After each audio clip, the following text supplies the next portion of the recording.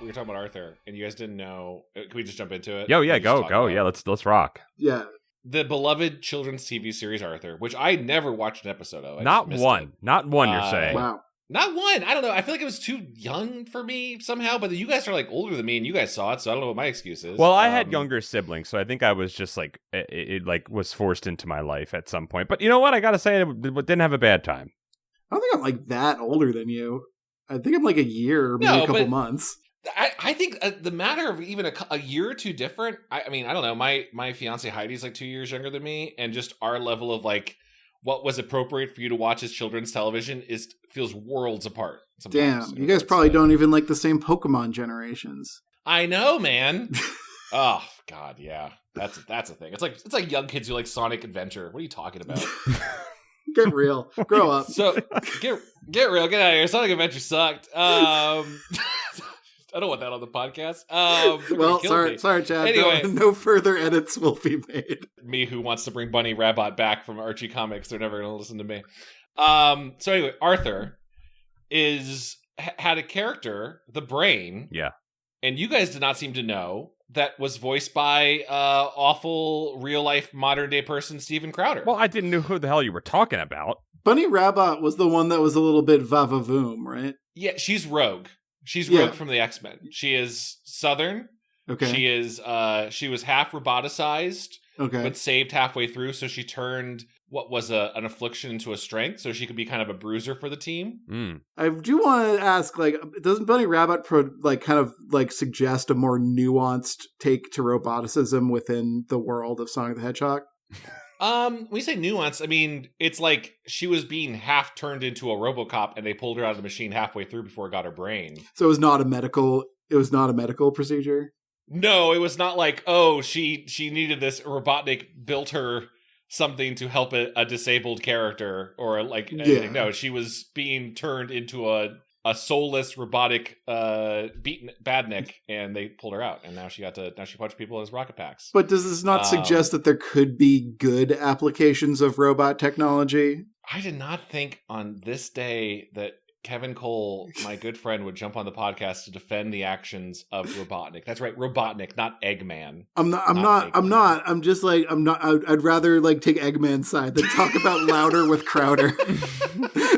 I just want to. There's 12 episodes of Arthur that are tainted by the change my mind guy. That stupid fucking meme that people use for the last decade. He made a cool meme, though. Arthur's tainted. He made a cool meme. I mean, give him some credit. He made a cool meme. Yeah. He made a cool meme. Yeah, I'm totally not sick of seeing it every time someone wants to argue about like balance changes to deadlock or I don't know.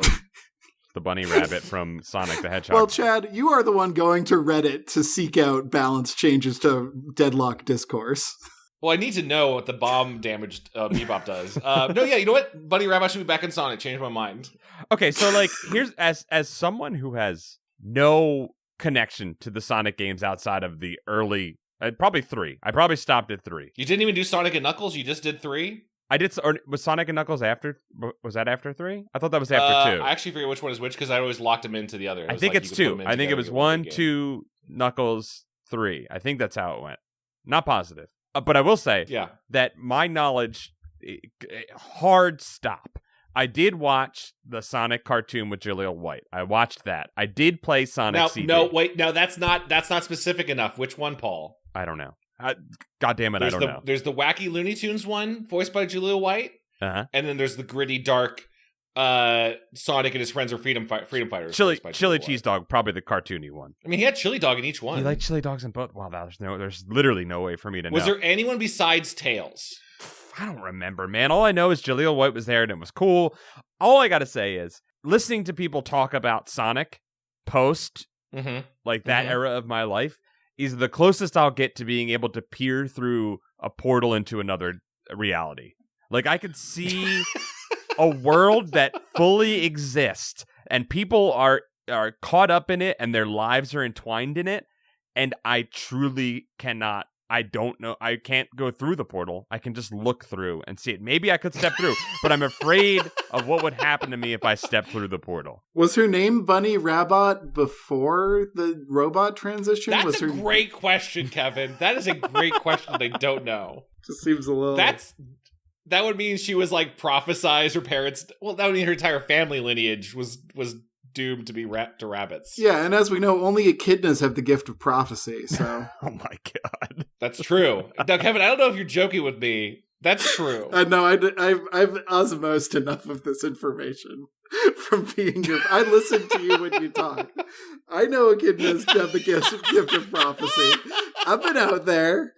Okay, I was wrong. Sonic. I don't know if they ever said her birth name. Yeah, Sonic and Knuckles is after 3, and CD takes place between 2 and 3. Oh yeah, because CD was like only for PC for a while, which made it like impossible. It was for Sega CD, which I had, Chad. I did not. That was for rich kids. It was fucking sick. There was a music video that it started. I'm sure you've watched it.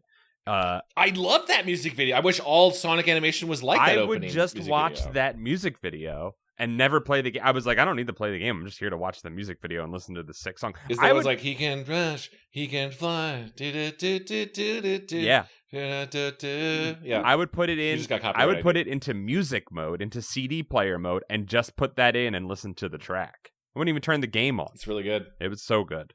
It's really, really good. Very good song. I cannot find any information on Bunny Rabbit's birthday. Wow. Sounds like it's open enough in the lore that we can take a stab at the Bunny Rabbit prequel. I think her original name, so it had to be Southern, right? She was born Southern. Okay. For what? Like what kind? Like I mean, there's a whole other hemisphere below our Southern.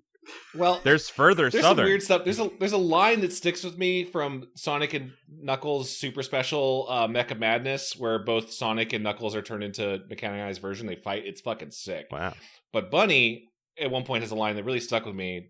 That when she starts flying away, she has "The South will rise again," which at the time I thought was really fucking cool. What? And then I realized, oh, that's a Confederate rally cry that Ken Penders, whoever wrote that, put it in there. Are they from the South? So I think you're not doing a bit. You're not doing a bit. This is no. She literally said "The South will rise again," and it's a fucking sick panel because Patrick Spaziante was doing all the art for it, so it's an amazing page. And who was the writer? Just happens to have. Let's find out who wrote Mecha Madness. It's fucked up of you to get me emotionally invested in Bunny Rabbit and then get her canceled right in front of me. I don't, but like she didn't. I don't think she was like born on a plantation. Hold on, it got deeper. So Mike, hold on. You don't think? A writer named Michael Gallagher. Can't tell where he's from. Yeah. And then there was also Kent Taylor, so it could have been either of those guys. Yeah, I don't recognize the name Mike Gallagher. I'm sure I heard other ones. But this is from one of the best issues of the whole thing. Was amazing art. Patrick Spaziante, who is the iconic Sonic artist. Maybe Tyson Hesse now in the modern day is the dude. But Patrick Spaz was the guy in the 90s. And he did this whole page. And he has a line on page of listeners of our podcast, page 18 of Sonic Mecha Madness. He goes, "Oh, well, as my uncle Beauregard used to say, the South shall rise again." So okay, quoting. It was a quote, Michael Gallagher, born in New York. She didn't say we should. Michael Gallagher, born in New York, not a Southerner. Now could have been a carpetbagger for all we know, though. Not being a Sonic fan, it turns out always the right decision. Always the morally correct choice to not be interested in Sonic the Hedgehog. No! Turns out. No, none of this is canon anymore anyway. My beautiful Bunny Rabbit, she's gone in a void. Antoine de Coulette, the fox, is gone. All of these people just don't exist in Sega's mind, and it breaks my heart. All I gotta say is stay on this side of the portal, guys. Yeah. It's safer here. Join me in here where it's confusing and sometimes there's humans, but there's not. You know, this is what they meant by the hedgehog's dilemma. The closer you get to Sonic the Hedgehog, the more it just stabs you. You're cold, so you want to be close to Sonic the Hedgehog, but the closer you get, the more the spines poke into you. Welcome to Goosebuds? I don't know. Welcome to Goosebuds? Hello. Yeah, sure. Welcome to Goosebuds. Welcome. Merry holidays. I'm one of your hosts, Chad Quandt. I'm Paul. I'm one of your hosts, Kevin Cole. Thank you, Kevin, for also revealing your last name to the people. Paul is a coward. I refuse. I literally go to by Real Kevin Cole on the internet. I think everyone knows. For a lot of people, my first and last name are one thing. Are synonymous. Yeah. I'm Kevin Cole the son. It rolls off the tongue. I also use my real name on the internet, but I like to make people work a little bit. The listeners of this podcast exclusively, I like to make them work a little bit. I put it out everywhere else. Now, you say it's your real name, and I'm happy to keep up the kayfabe, but I was actually told Paul's real name is... Don't say it! Chevy LaGrange. Hold on. Oh, no. I'm a wizard, and if they know my real name, they have power over me. Like Rumpelstiltskin? Yeah. So whatever you do, listener, do not refer to Paul as Chevy LaGrange. What is that reference? I love that name. Is that referencing something? I just want to come up with a cool name for Paul. A cool alternate name. Chevy. I heard Paul's real last name is Mangione. Whoa. Topical. How's the Italian community doing, Paul? I think a lot of us are enjoying the good PR that we're getting. Yeah. Reminding people to fear the Italians. Well, I think this is another great time to remind Chad of my no more edits policy. I'm done getting stuff out. I don't know if I said it to you guys, but I was like, we really are back in the 1920s because Italians are making hits in New York City again. Mm-hmm, They're doing hits and calling them whacking people. They're using whacking? He said whack the CEO of the largest healthcare corporation at the annual Bean Counters convention. No, he did not. Yes, he did in his thing, in his manifesto. He said whack. I heard on the bullets he wrote compromise to a permanent end. He wrote on all of this. You're winning me back. I love compromising to a permanent end. Listener, if you've not seen John Cena announce to WWE that Osama bin Laden is killed, it is one of the best moments of American culture. It's not the greatest moment. It's a memorable moment. We are your three hosts that cover sometimes the works of Earl Stein, though his works have kind of been breaking us recently. I think that's pretty clear in the last few episodes. Especially me. I'm the most broken. Yeah, Kevin's been on the floor for about a month straight. I can't get up. We also sometimes cover YA other books that we enjoy, 90s television, including some nostalgic stuff. I think these are both 90s TV shows that we have chosen for our special holiday. At least one of them is. Recess was kissing the edge of the millennium, but it was there. This episode may have come out. No, this episode came out in the 90s. I know for a fact by one piece of trivia that I have for it. Trivia alert. I have some trivia too. Yeah. You got some trivia, I have Paul? A trivia for each one. One trivia for each one. Whoa. Okay. All right. I got some trivia too. Yeah. Okay. It's like a trivia advent calendar. Which one are we going to open today? So if you don't know, or if this is your first episode, then you haven't heard us being broken by Goosebumps books. And maybe you checked in because you saw the names Recess and Rocko's Modern Life in the title of this episode. We're going to be doing 2 holiday episodes. My question is, which one are we doing first, guys? I was curious which ones you guys watched in what order. I watched Recess, Rocko. I watched Rocko, Recess. Wow. I watched Rocko, Recess, and I think I regretted it. Really? I think I should have started low, like more calming, and then go into the more acidic Rocko. If that makes sense. Yeah. More of a base into an acid than vice versa. Yeah. But Rocko was pretty spicy. Recess was hella grounded in comparison to Rocko. Yeah, a little more sweet and calming. And but not in a bad way. Like Rocko is like gross and fun, and Recess is also gross sometimes and also fun. Rocko's is like sweet. Oh yeah, Rocko is sweet Ren and Stimpy, right? Like it has. I think that's a great way to compare it. Yeah, yeah. It's not quite the level of Ren and Stimpy, but it has those moments of gross out, those moments of slapstick. But there's a sweetness at its core. I think it's like halfway between Ren and Stimpy and SpongeBob. Like Rocko. Well, yeah, Kevin, it's interesting. Yeah, sorry, Kevin, go ahead. Sorry. I mean, I have a note. I think we have the same note, actually, Chad, which is Tom Kenny in the Rocko episode, right? Oh, not even. Yes, mine goes even further, Kevin. In that I have watched Rocko so many times. I had never realized. I know Joe Murray, the creator, had done stuff like what was the Cartoon Network show he did after this? Camp Lazlo. Mm-hmm. Yeah. But I was like, what did this crew really do after this? Where'd they all go into? Because Rocko's Modern Life was one of my favorites growing up. I really was fond of it. Same. This is a lot of foundation of early SpongeBob. Not just Tom Kenny. Mm-hmm. Mr. Lawrence, director. Yeah, Mr. Lawrence is he's. I couldn't believe he was Filbert. Yeah, he's Filbert in this. Like, he's not doing his deep Plankton voice, right? But he's Plankton in SpongeBob, and also a director and writer of SpongeBob, like this episode. There's a ton of crossover. I was like, oh yeah, this crew very much like after this, a lot of people came back to do SpongeBob, and I could see some of that. I mean, you could see the DNA of this carrying over to SpongeBob, humor-wise, for sure.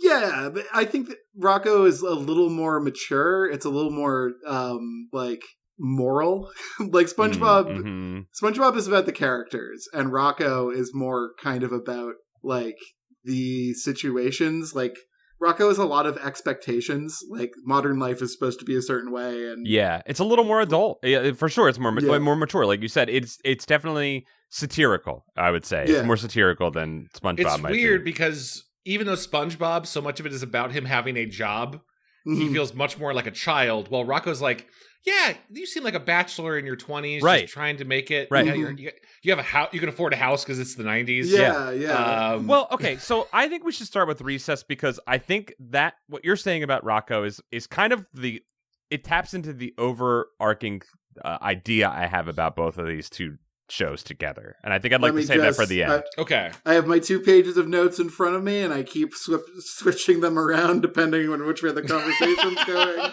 Okay, so even though more of us did Rocko Recess, Paul has strong arm us into doing Recess Rocko. Let's do Recess Rocko. Chevy LaGrange is demanding that you do this. Yes, he said it. He said it. He's free now. He said his own name. Now that I've said my own name, I have the power. Now that I've revealed myself, I'm using my power that I've been keeping trapped inside of me with my real name to take control of this podcast.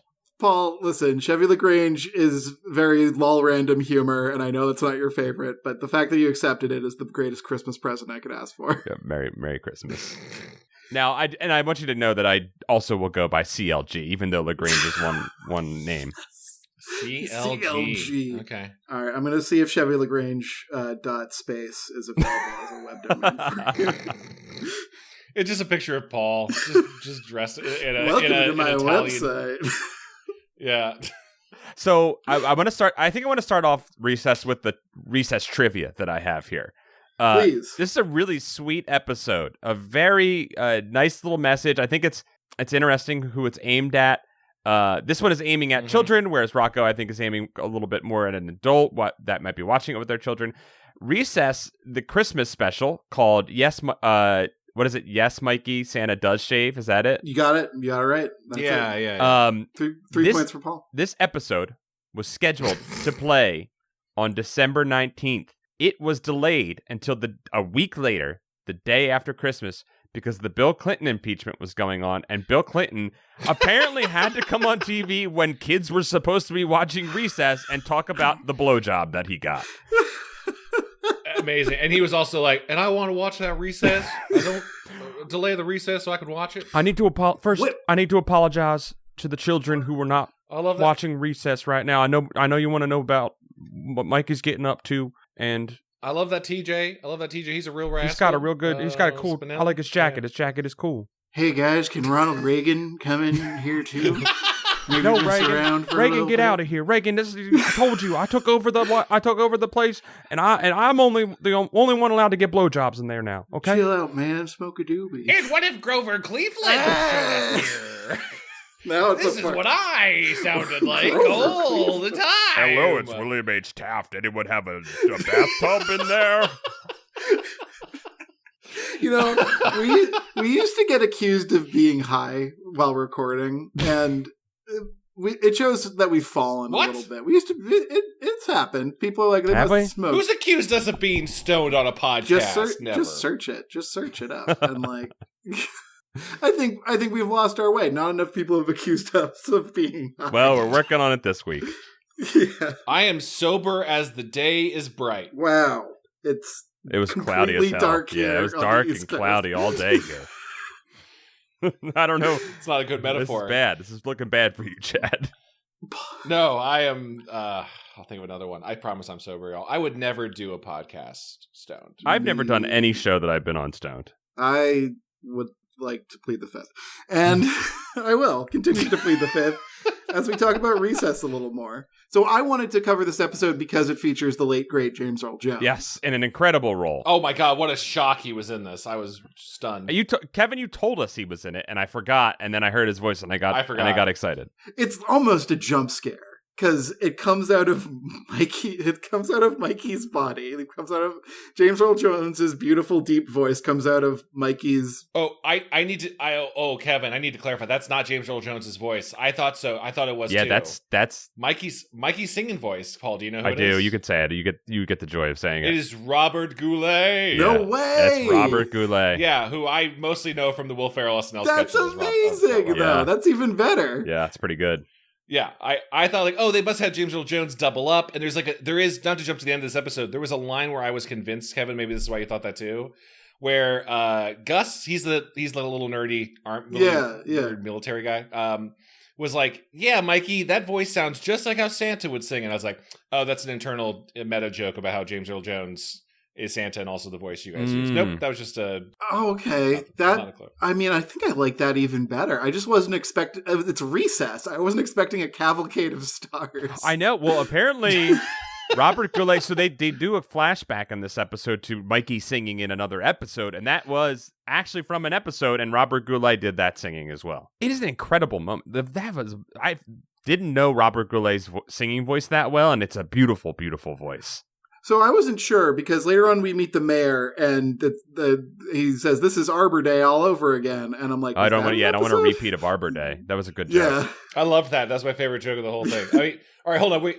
Yeah, let's at least lay down the foundation of this story, right? Mikey believes in Santa Claus, and no one else does. Yes. Yeah. But I just want to say I liked that joke a lot, Chad. But I do have two ripping jokes that I wrote down.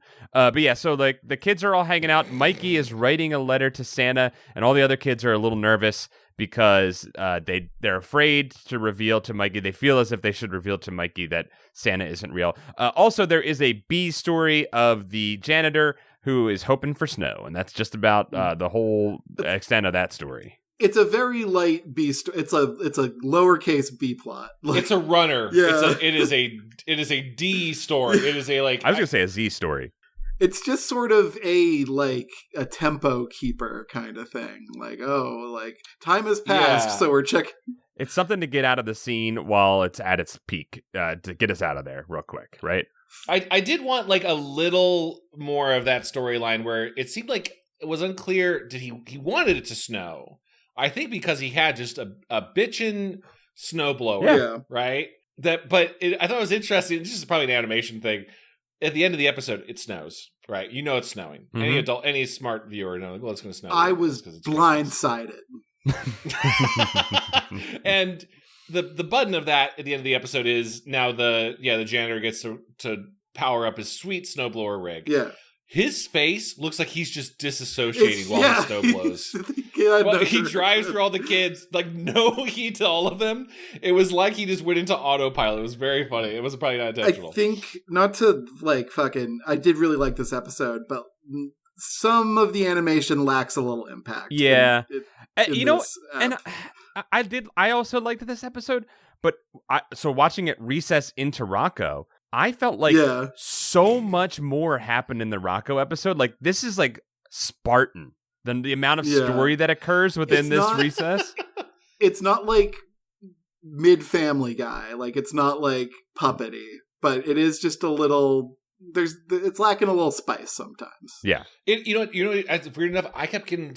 And I looked up, there's no connection creatively, but it almost reminded me of like a kid's version of a Daria. I think Daria is a funnier show. Yeah, yeah, maybe a light like Beavis, kind of, like Beavis and Butthead. Yeah, just like, oh, here's these little touchstones of real world stuff. There's a few things about adults that are just kind of these wacky characters on the outskirts. Like at one point near the end of the episode, they have that Christmas parade that Mikey ruins an entire Christmas parade. And there's like 2 quick gags of local celebrities that are like local weather woman, and then like what seems to be like a Sven Gulli guy. It's definitely like a Sven Gulli. A cowboy with a puppet. Yeah, it's either a Sven Gulli or like maybe like a kind of a Bozo the Clown, but human, but has a weirdo pan puppet. Yeah, but those are just like quick jokes, I feel like, for the creative team, not even for the kids as much as just like, here's a little... I couldn't tell if it was for the creative team or if it was like supposed to be a reference to another episode. I didn't watch enough Recess to know. And like maybe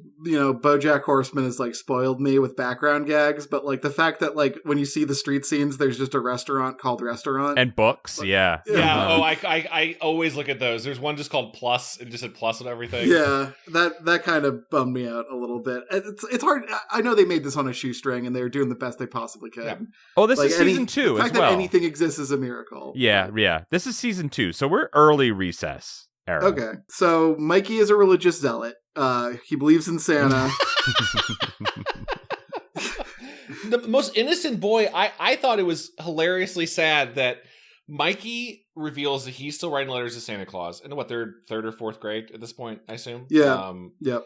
And it isn't until one kid at the playground brings up Santa's not real. Mikey is shocked to his core. He has never had this belief challenged, it seems like. Well, he is stunned. Yeah, like... that any other kid would think that Santa Claus I wouldn't mess with Mikey. Do you see that kid? That kid'll crush you. He'll hold your head in one hand and crush you like an eggshell. If you look in the background, the janitor who repairs the snowblower, he does have an elephant tranquilizer. Just trained on him. Ready in case one of these days Mikey's going to go wild. That kid's going to snap. They're going to say something about Santa. That kid's going to snap. I mean, Not to make this about me. Yeah. Well, Chad, I thought of you the whole time because this was like a Chad-sized child. You were expected to trank yourself, though. You were giving your own but I trank did gun. accidentally injure my friends many times without meaning to, like of Lenny from Unvice Men, and I get it. Mikey is terrifying. I did like that Mikey has a great line. This is 1998, so I don't think this is in the zeitgeist quite as much. In fact, I thought there were a lot of lines that were pretty... heady for a children's show, but he talks about having a positive a positive body image. Yeah, there's anti-fat shaming in this, which you would not expect to see. A huge surprise. There's Mikey brings up Santa's teachings: be nice to children and maintain positive body image, and I'm like, it's very funny. Yeah, but it is like kind of portrayed as religious zealotry, and the rest of the Recess group is kind of like atheist or agnostic, and they're like, it's just it doesn't really add up, and it's a really nice way to kind of lightly touch on those issues, like even if the fact that Santa does exist at the end kind of negates the whole thing. Right. Yeah, and this is really like I don't know how much Recess did this. It's so focused on Mikey. The rest of the kids are kind of they're kind of like the kids from the Horrorland book. I made that note, yeah. It's like they're like the 5 of them, and they're all kind of just an echoing chorus. Every once in a while you get a little bit of a joke of like, oh, Gretchen was doing some science research. Yeah. And, TJ's gets to do a Jewish Hanukkah thing, which I thought was actually, sorry to jump into this, I kind of loved the weird meta commentary on doing a PC. It was kind of funny, Christmas pageant. So like, yeah, sorry to jump into the gun to it. So Michael McKean, I don't know if you guys recognize who that was, shows up from Better Call Saul, and was that the Hollywood guy? That's the Hollywood guy, yeah. Oh, no way! I thought his voice sounded really familiar. Yeah, from all the Christopher Guest movies. Yeah, he plays the Hollywood agent. You just have to go with it. For whatever reason, he is looking for a school in the country to do a live broadcast and I on Christmas Eve. His constant threat is that he has a school lined up in Hawaii that he's ready to go live at any second. He's running a phantom second operation down there. He has a second team, a shadow team, running a full-scale production in Hawaii. Absolutely. No, there's another group of kids all ready to go, or they are doing the play hoping it'll cut to them. live. But they're not the mid-play. protagonists. They cannot win. No, of course not. And he's like, all right, I'm scouting. I am personally scouting every school. I have come here to. You guys notice the town is called O-Town? That's Rocko's. No, sorry, that's Rocko's Modern Life. This one's called. I forget what this was called. This was called Third Street. While they were. Oh yeah, O-Town is Rocko. Yeah. Yeah. Yeah. Sorry, not to, but he's like, I'm going to every single one. This school I'm here, it looks like junk. I don't want to be here anymore. And the sniveling principal, who I guess is just kind of wanting pride and fame. He wants to put, quote, attention. The school on the map. Like, which not sure what that's going to do for him, but yeah, go off, King. Yeah, whatever. Like, we all need some form of connection to our labor. I understand. Like, fair. Very true, Kevin. Very true. It's not the only thing in life, but it is important. Yeah. But yeah, he's like, well, hold on. Have you seen our beautiful singing giant, who we all remember from the previous episode? I love that they were just like assuming kind of the viewer had a lot in this one. They are assuming we get a gentle flashback. We get a gentle-ish flashback. Oh yeah. It's so if it wasn't a previous episode, it'd been kind of a funny non sequitur. Just remember that time that Mikey had a concert performance and he sounded like a beautiful angel.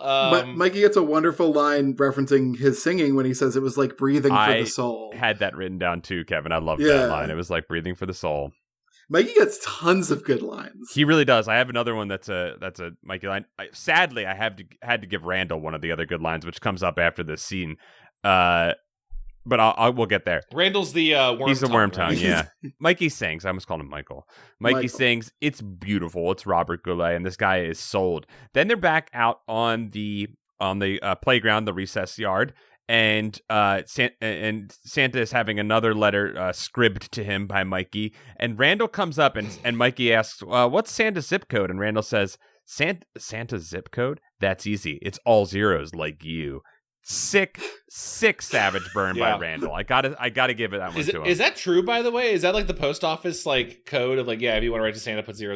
Yeah, for North Pole. Yeah, it's true 0 at the North Pole. I'm sure. I'll do a quick Google. Longitude and latitude 0. Well, no, putting him as if his zip code starts with a 0, that would put him on the east coast of the country because like New England is zip code starts with 0. Right. So that would mean Santa's in Massachusetts, which means he's drinking beers down at the dive. He's going to the Packy with me later. Well, as we learned, Santa Claus can just tell. This is one of my favorite tropes in it. It's such a standard beat in a Christmas story of Santa's among us. He is disguising himself like a shapeshifter amongst the common people, and you might just see him someday. Maybe he's at the mall. Maybe he's James Earl Jones sitting outside a presumably nursing home, it seemed like. This version of Santa, the Santa is Among Us, is I mean, I guess all versions of Santa have this, but it feels the closest to me to the God fear that many Catholic and Christian people are born into. What if God was one of us? Well, like that you're being watched constantly, that he's like there are spy agents amongst you. Reporting back. Now, I mean, be that the man himself or the angels or elves employed by the man himself, who knows? Santa as a gig is very funny to me. Like the fact that like the Santa Claus. Yeah, there is no like corporate structure to Santa Claus. Like someone just like is like, I know it's like kind of basic humor, but it is very modernist and 90s to be like, yeah, just he's the one who's Santa, I guess. Yeah. From the frequently asked questions of the United States Postal Service Operation Santa program, a letter to Santa should be placed into an envelope with a postage stamp and sent to 123 Elf Road, North Pole, 88888. I love that like because kids are going to do that, right? And now that the post office funded by us simply must utilize that data, and it has to go somewhere. I don't know if it's the fact that you have to buy a postage stamp is very funny. Well, that's true. It does pay for it, so that's good. Yeah. They're not going to give you a free ride to Santa's house, but whatever. They should have a guy who, just for the sake of the honor of it, he delivers it to the North Pole, right? We have our government employees do way too much. Like there should be one guy who, like, every year he takes like a F-150, not F-150, What's those giant army planes? He should take a he should be flying a large cargo plane with an F-150 in the back of it, which he drives out. To drop out of it Fast and the Furious 7. Parachutes down and then to the North Pole to deliver and drop off all the letters from every kid. Just in case Santa's there. I agree. Just in case. Yeah. I want my tax dollars going toward that, yes. I like that it's it's a bunch of 8s for the zip code, because in my eyes, it looks like a bunch of half-assed snowmen. Nice. Oh, I like that. That's nice. Or Japanese snowmen. Also, 88 is good luck in Chinese culture, right? I don't know. I had heard that before. I'll believe you. I think that's true. Chad, I choose to believe you. Paul, do you ever notice how when you see a Japanese game and there's snowmen, that's always the 1-2, and American snowmen are the 1-2-3? What? What are you what? Really? Yeah. What? Yeah, whenever you play a Japanese game and there's snowmen in it, they're always 2 balls, and then our American conception of snowmen is 3 balls. I don't think I've paid that much. I'm gonna have to look for that now. I wonder why. It certainly is in Animal Crossing. You're right about that. In Animal Crossing, it's only 2 snowballs. Right? Jeez. Huh. Have I exposed a conspiracy? No, I was just thinking about. I'm trying to remember in the Snowman murder movie. Jack Mr. Frost. Policeman, I gave you all the clues. Jack Frost. Jack Frost. No. That Campbell's soup commercial where the snowman comes in for soup and it melts away and he's the kid. Are you thinking about that? No, I'm thinking. What is it? Is the guy's name was Harry Hole and Michael Fassbender? Are you thinking about the Folgers coffee commercial where the 2 siblings really want to go at it with each other? All the time. I think it's just called The Snowman. It was a bad 2017 murder mystery. You guys have no idea what I'm talking about. Are you thinking about the Chef Boyardee commercial where the can follows them home? There's a true crime movie where Michael Fassbender is investigating a serial killer who cuts off people's heads and puts them on snowmen. And I was just trying to remember how many. But balls it's only on 1 ball. It's not on 2.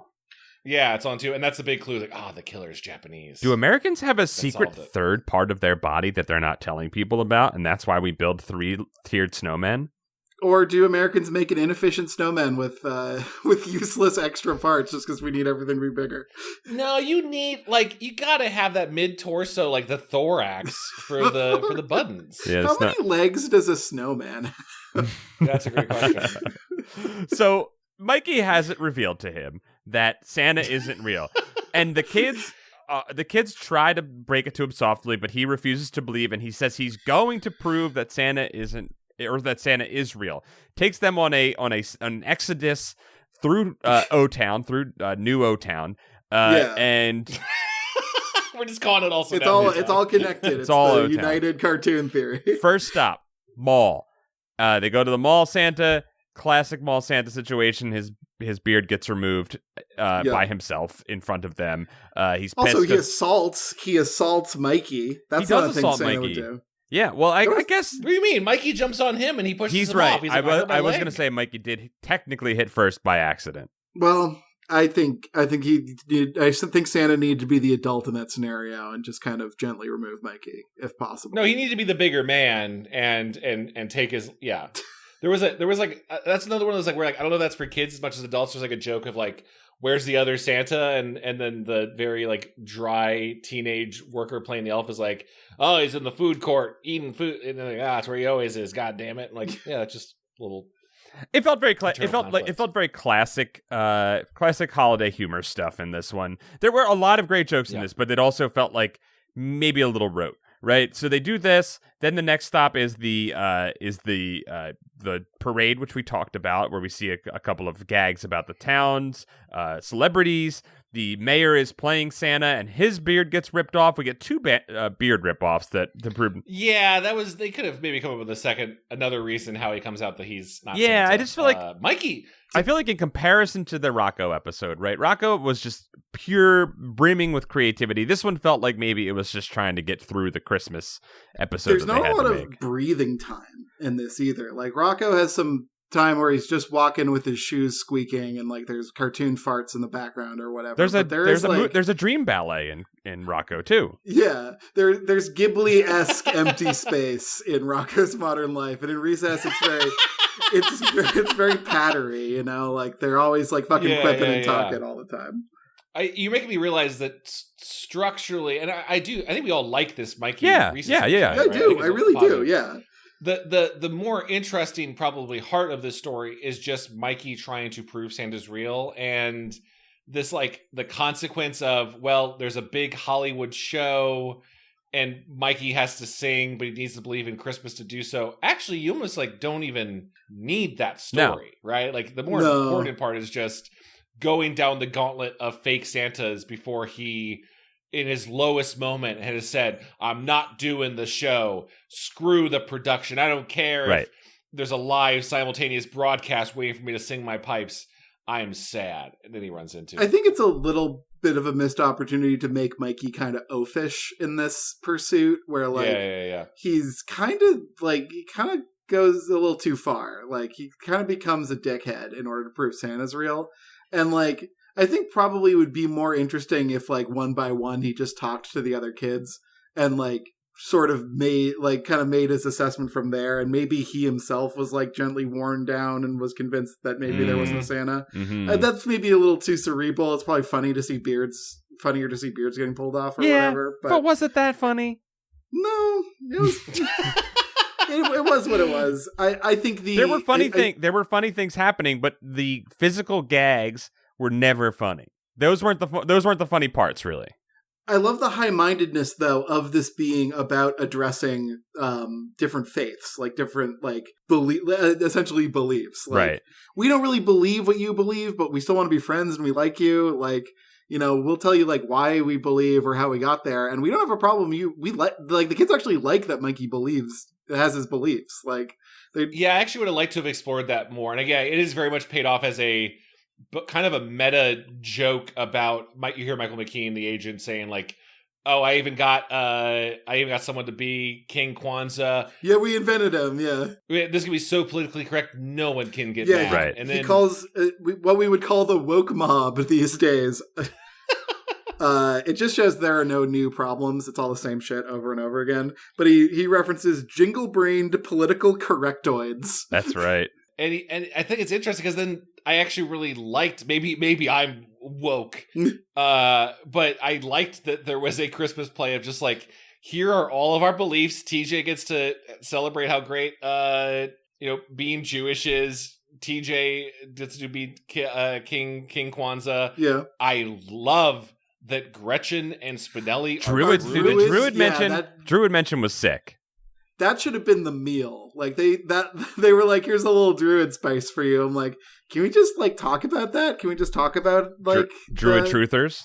If we're gonna dance around the Christianity in here, like, you know, Jesus Christ himself is not in the middle. Like Santa is kind of filling that role. Like, can we talk about like the like Nordic and like Celtic influences of Santa and like, I don't know. Yeah, it's they touched on it for one moment, and then that was like the first time Mikey's trying to prove Santa's right. He's like, I brought all these books about Santa. And then Vince is, it says here that Santa was based off someone from the 300s who died 60 years later. So you're like, okay, that's the closest any kid would possibly go like, I might want to read more about where the origins of Santa came from. Yeah. Pagan culture. What? Yeah. Like, but I think it obviously doesn't get there. But like, one of the things I'm very interested in is I love science education and I love like science facts and like random shit online. I think that's probably like one of the best things the internet does right now is tells me about Neanderthals and like giant squids and stuff like that. That's one of the best things the internet does for my brain. But I think there is a portion of maybe millennials in particular that have kind of like used science to displace religion, where science in effect becomes their belief structure. And that ends up going pretty bad because there's not a lot you can really hang your hat on faith-wise in science. Like, if you do that, then it's like, yeah, you know, we don't care about anything immeasurable, so good luck. But, like, humans have always kind of believed in stuff, you know? Like, believing is part of being a human. And, like, I don't know. I don't want Recess to, like, cover that. But I think it is kind of touched on here. Like, there is sort of this conflict of, like, cold hard facts versus, like, but I need to believe in something because it's cold. Yeah, I do actually, as we talk about more, I wish we could have spent more time with what the other kids, what their holiday means to them. And like, okay, so Mikey believes in Santa. We're never going to say God or Christ. That we understand it's a Disney production, right? They're not going to do that. That's what that big mouse symbol in the corner was. Got it. And the official version that we all definitely watched that didn't have an old Disney Toon TV watermark on it. Did we not have transparent watermark technology? It's like a whole like eighth of the screen is missing. Oh my there's god, some serious real estate. That used to drive me crazy as a kid. I was like, why are you blocking? I know what channel I'm on. Like I'm aware.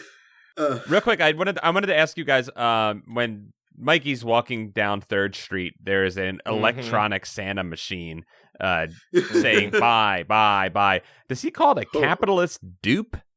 Yeah. Yep, that was my favorite part of the episode. I couldn't quite make out what he said, but I thought he said capitalist dupe. But you'll notice that that's Mikey on like the apex of his cynicism. It's the low end, yes, for sure. Yeah. It's in his darkest moment. moment. In his darkest moment, he calls out the capitalist structure, and it's like all people who question capitalism must be bitter and disaffected. That was a very Mikey way to say that. You really got into the spirit of him there. I love that was my favorite part of it. Maybe he'll keep on some of those ideas as he gets older. This young artist poet. Mm-hmm. Well, now that I know that like James Earl Jones wasn't the singing voice, that was Robert Goulet. James Earl Jones doesn't really do much in this episode. No, he's just a kind old man. Yeah. It's great that there's a black Santa. Yeah. He is unshaven to explain the title of this episode. He is shaven. He is unbearded. What is that? Okay, what is that about, though? Right? Oh, sorry. Yes, he's shaven. He's shaven. Yes, he is shaven. Yeah. What is that about? Yeah. Think about that for a second, because we constantly, that is probably the most cliche way to reveal that a Santa is a fraud is to remove his beard.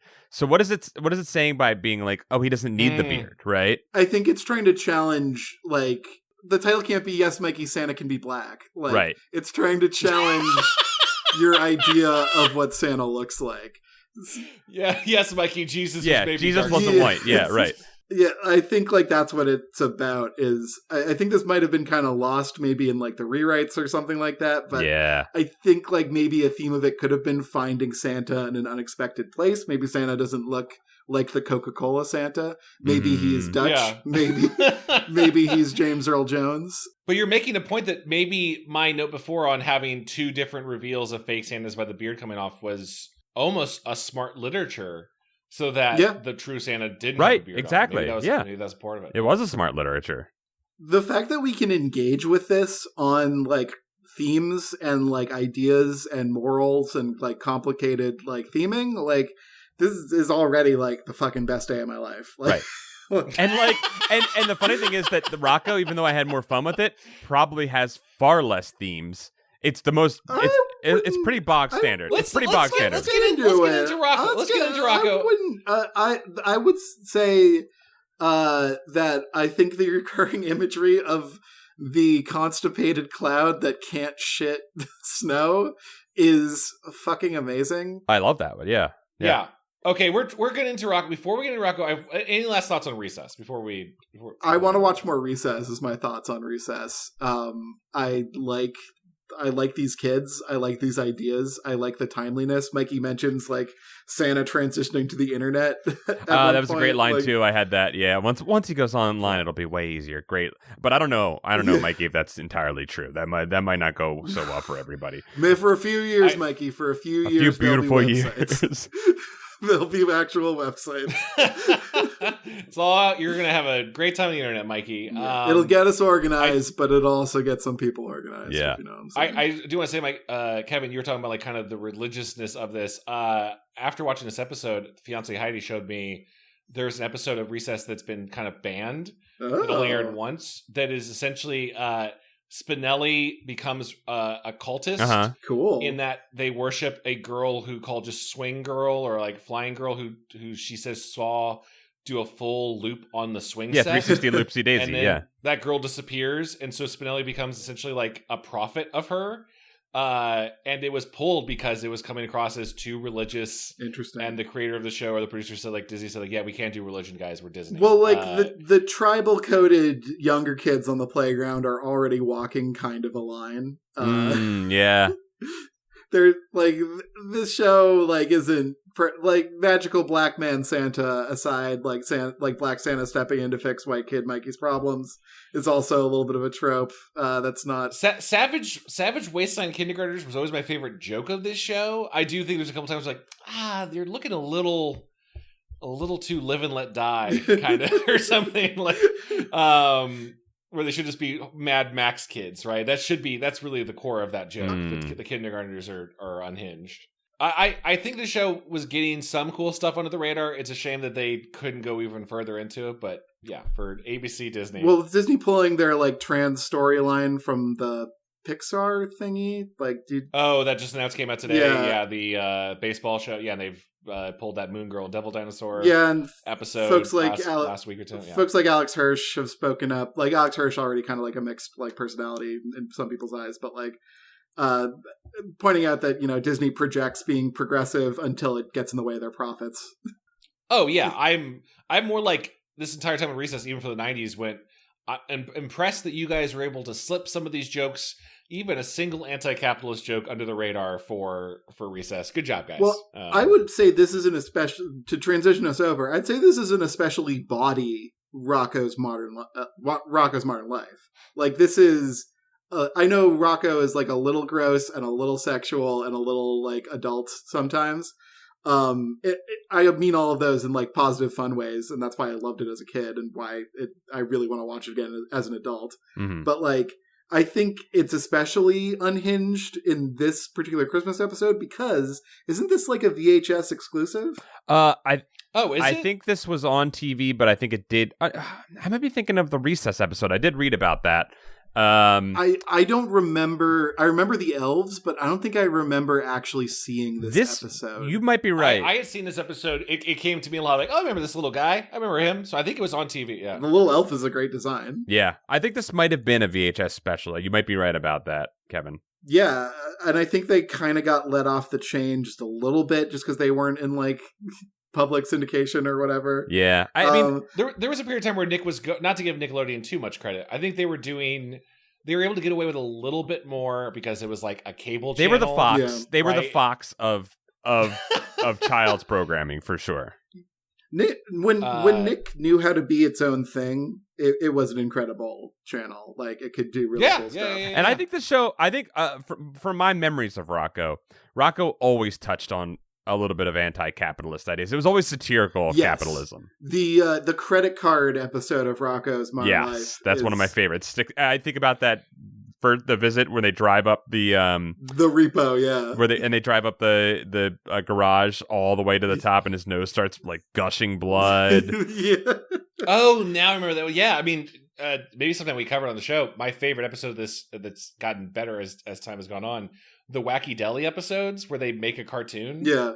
Oh, I don't know if I remember that one. It's great. And that kind of spins off into like the Netflix revival. Because that's the Big Head's daughter. Son. Did they transition in the show? They transition in the Netflix special. Oh, that's cool. I still need to watch that special. That's awesome. It's really good. It's really, really good. And like looking back, like, yeah, this is like Rocko's Modern Christmas really touches on like the conservative nature of like suburban life and how like the fact that the economy is good has opened up like the quote unquote neighborhood to a various. That was, I thought, the most interesting one was the wrong type is moving into the neighborhood. Yeah, I was like, wow, this is a big comment that they're making here, right? But like Rocko is kind of in this like 90s slacker era of cartoons. I recently watched like MTV's Downtown, and which is really weird and really cool. It's sort of like halfway between Home Movies and Mission Hill. Mm-hmm. I was thinking Mission Hill. Yeah, it's it was really cool, but like it reminded me that like the slacker used to be an archetype. Like that, like you could be when the economy is really good, you could just kind of choose not to make money. Right, you could buy a house and still not make money. Yeah, like you could. I think Rocco's working. I think Rocko has a job. Yeah, he works for the comic book. He's a comic book. Yeah, he's a comic book shop worker. That's right. So, like, oh my God, that's where you turn the page, watch the dance comes from. Ed Bighead works for the Conglomo. Yeah, that's true. And they live next door to each other. Yeah, and they live in the same neighborhood. Bighead works for a conglomerate that sucks his soul, and Rocko kind of, works for a comic book shop, but he has to answer to a boss at the comic book shop, right. which is a really funny episode too, where Rocko becomes the boss and like abuses Filbert. Yep. Oh yeah. Oh God, we should watch more. I think Rocko is such an endearing character, and I don't know if it's just Carlos Elves. Rocky's great voice acting. Yeah, I don't know. He's just a little guy. He's just an earnest little guy. He's very passive in this episode, but like there's some great performances from Rocko. Yeah, even though it's funny, he is passive because he's kind of just putting his heart out there, hoping people will come to a holiday break and holiday party, and many are. He shows an interest in the strange neighbors. I'm always a sucker for the burbs type, like a mysterious new person has moved in next door. What's their deal? It's elves. It's elves. And the weird part is that no one is shocked that elves exist. No. They're just mad that elves have moved in. Yeah, only one person is mad. Everybody else doesn't care. Oh yeah, Mr. Bighead hates it. Yeah. Let's start it off from the beginning here. Rocko is hoping for snow, and it's funny that everybody's always hoping for a white Christmas. We have it in the Recess episode, and pretty much any Christmas themed thing has it. And hoping for that is like hoping for a Super Bowl win. Only one team wins, guys. So like it's probably not happening.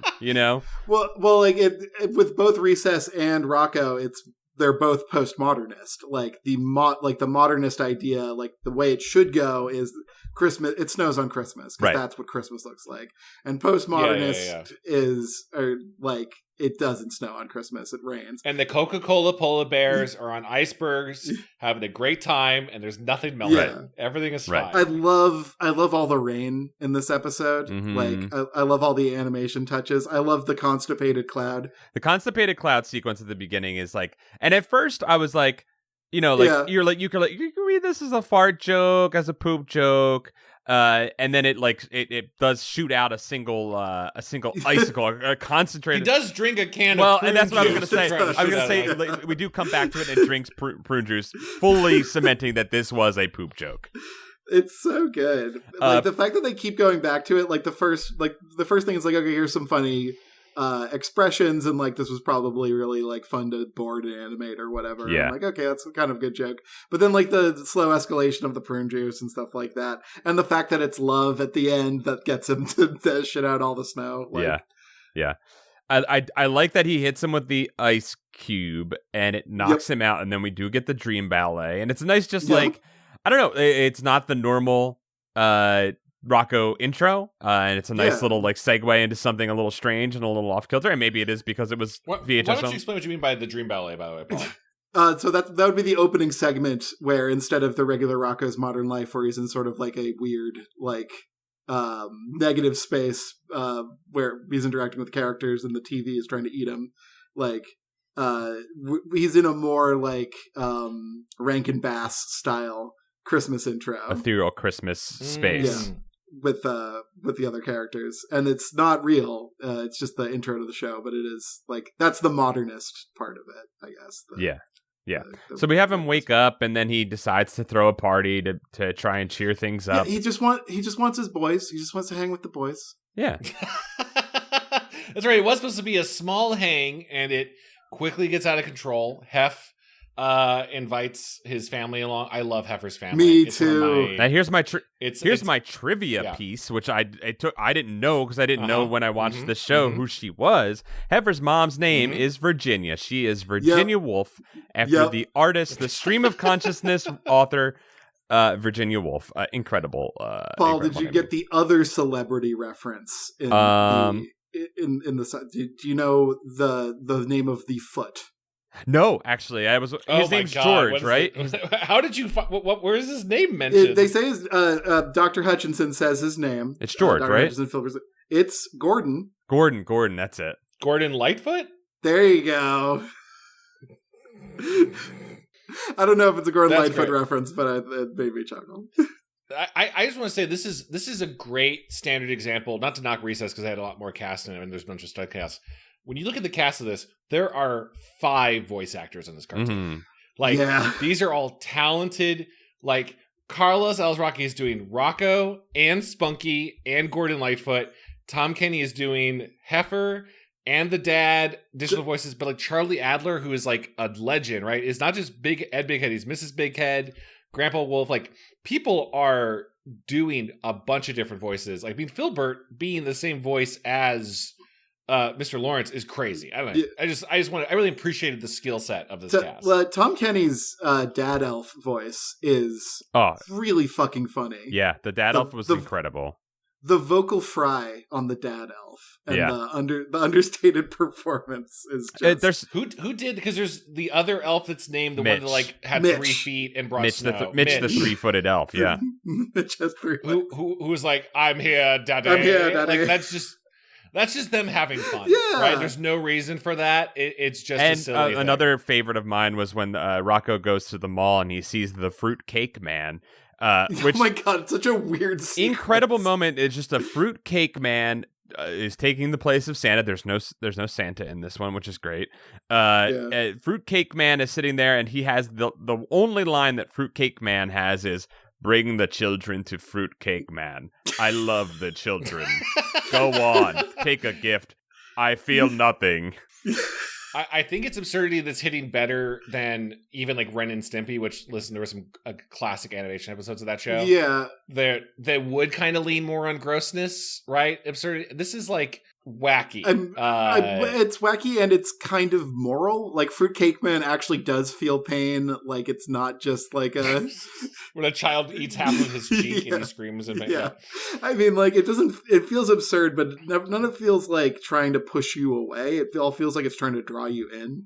Right. Maybe that's like unquantifiable or very personal, but it's just I like Rocko's Final Life so fucking much. There's some good anti-capitalist stuff. Why is Rocko going to the mall? Just for general Christmas shopping, or I guess getting ready? Well, he was getting a tree. He gets the tree outside. The tree's a dog, and they kill it. They kill the tree, that because I was writing in my notes and I said, "Wow, I love the tree dog. He's so cute." And then it died as I was writing that, and I forgot. Like that is his eyes go cross as Heifer cuts him down. It is, and then it's dead. It's just gone, and there's not brought back to life. There's no happiness for it. It's just dead, and that is when I remembered how brutal this show could get.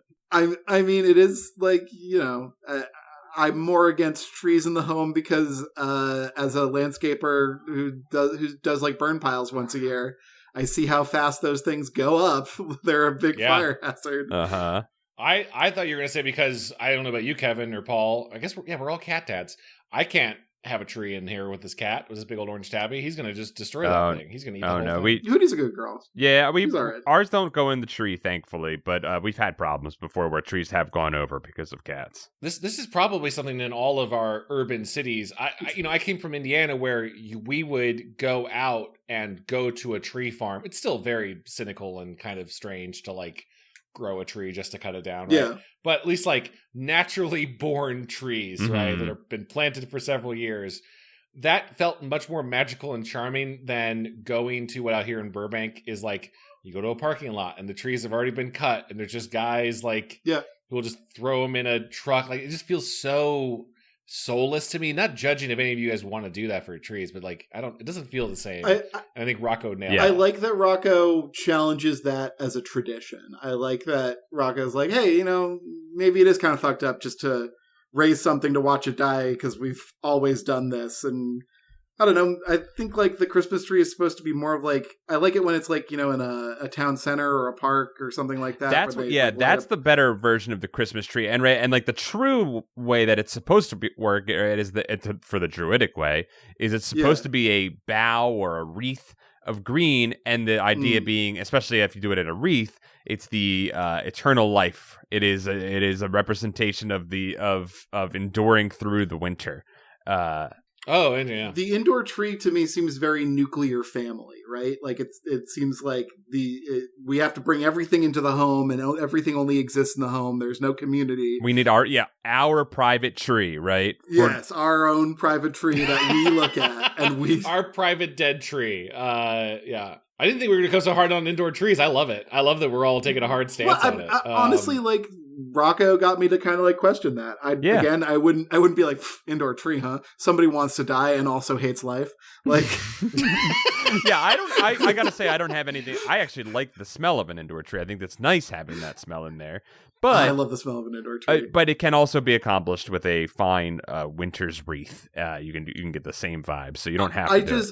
If a tree gives you happiness, you should have the tree. Yeah. You should be allowed to keep your tree. If I you agree. like your tree, you should keep your tree. Yeah. I just don't. I think we should question traditions that don't work anymore. And if you don't like the idea of cutting down a tree, maybe don't cut down a tree. You don't have to. And the Rocko's gag, which we see, not only is there one left tree that lived before he was killed, there is a fireman that is upside down in a pot. And then I don't remember, what was the third one? It was like just a little twig or something. Yeah, it was like kind of a Charlie Brown tree or something. Like, I forget. Yeah, and then like we see later, Heifer didn't make it to the party because he is being forced to work late on Christmas Eve. All things must go, and he's like, he's frozen solid. He is fallen under the heel of capitalism. Yeah. He loses a leg. He loses a leg to capitalism. There are callbacks in the mall to like I think the credit card episode of I think there Rocko, were. Yeah. Because there's the giant eye under the map, and like one of my favorite fucking jokes from Rocko is he goes to the mall and he's trying to find dog bowls for Spunky, and the sign says "poke my eye," and he does, and it goes "ouch." I don't remember that one. It's just funny. Man, Spunky's just one of the best cartoon dogs. He's real cute. Just the way he acts, the way he sits with his little back legs up in the air. He's just a good cartoon dog. Do you guys remember the Super Nintendo Rocko's Modern Life? No, I never played it. Shit out of me as a kid. It's a puzzle game where you have to navigate Spunky across like a treacherous. It's kind of like puzzly and weird. Like, that sounds like not what I would have wanted out of a Rocko's Modern Life game as a kid. It's not like a beat 'em up like the Ren and Stimpy game, or a beat 'em up / puzzler like the All Real Monsters game, or a crazy impossible experience like all of the Simpsons games. Yes, yeah, like the Krusty the Clown, rat game. You know what I'm talking about. Oh, I don't know if I know that one. Is it like Choo Choo Rocket but Krusty the Clown? Yeah, it's like a platformer Choo Choo Rocket, but there are all of these itchies or scratchies. That's weird. You just made me remember that All Real Monsters game. That one was goddamn hard. Yeah, it was. I don't think I ever finished that. That was a rent. All the Nick games were like 100% rent, do not buy. Yeah. So Rocko's having not a great inspiring time at Christmas, but he's trying to stay positive.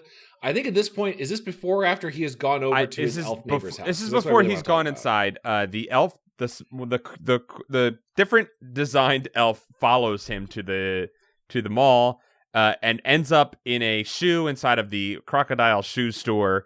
And Rocko stands up for him, proving that he is a good person and worthy of his affection. And then Rocko takes him home, and then he ends up at the elf's new home. And we start off, we get the awesome voice by Papa Elf.